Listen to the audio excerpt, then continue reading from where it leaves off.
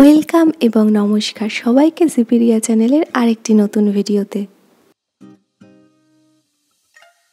আজকে শেয়ার করছি খুব ইজি একটা স্ন্যাক্সের টেস্টি রেসিপি, যেটা খুব কম টাইমে এবং কম উপকরণে সহজেই বানিয়ে ফেলা যাবে। রেসিপিটির জন্য নিয়ে নেওয়া হয়েছে কাতলা মাছের একটা পিস এবং একটা ছোট আলু, এবং এই দুটোকেই সেদ্ধ করে নেওয়া হয়েছে।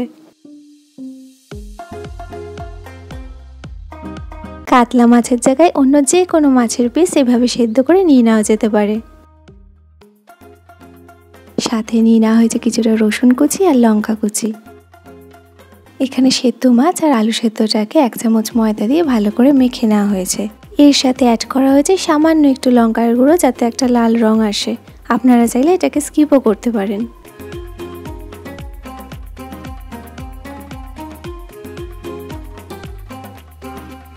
এবার এর মধ্যে অ্যাড করে দেওয়া হলো রসুন কুচি আর লঙ্কা কুচিটাকে।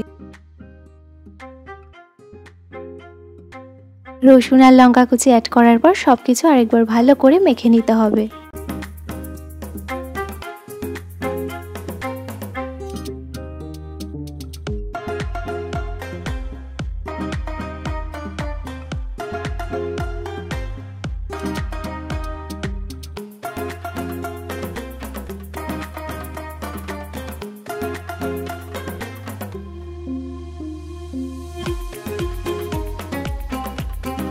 সবকিছু ভালোভাবে মাখা হয়ে যাওয়ার পর সেদ্ধ আলু আর মাছের মণ্ডটার থেকে ছোট ছোট অংশ নিয়ে হাতের তালুর মধ্যে নিয়ে ইচ্ছে অনুযায়ী শেপ দিয়ে নেওয়া যেতে পারে।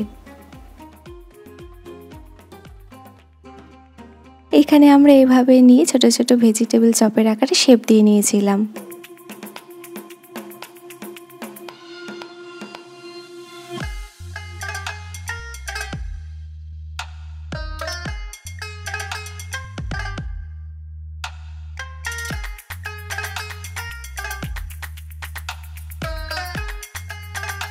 সব কটা শেপ দেওয়া হয়ে গেছে। এবার কড়াই গরম করে তেল ঢেলে এগুলোকে আস্তে আস্তে এক এক করে ভেজে নিতে হবে।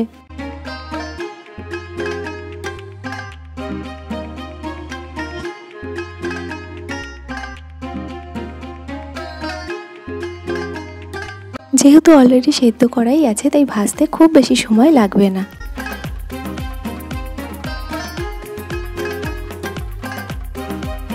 কড়াই গরম হয়ে গেলে তাতে ঢেলে দেওয়া হলো সাদা তেল। তেল ভালোভাবে গরম হয়ে গেছে। এবার আমরা মাছ আর আলু সেদ্ধটাকে যেভাবে শেপ দিয়ে রেখেছিলাম সেগুলোকে এক এক করে তেলে ছেড়ে দেওয়া হলো।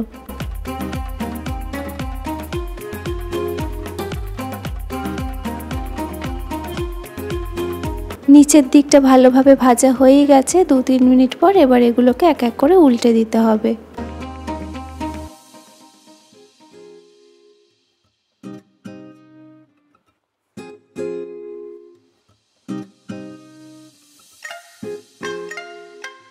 তলার দিকটা খুব সুন্দরভাবে গোল্ডেন ব্রাউন কালার এসছে। এবার পুরোটাই এইভাবে ভেজে নিতে হবে। সব কটাই খুব সুন্দরভাবে ফ্রাই করা হয়ে গেছে। এবার একটা প্লেটে নিয়ে এগুলোকে সার্ভ করে নিতে হবে। এইভাবেই একটা মাছের পিস আর একটা ছোট আলু দিয়ে এত কম উপকরণে এবং এত সহজে একটা টেস্টি ইভিনিং স্ন্যাক্স তৈরি হয়ে গেল।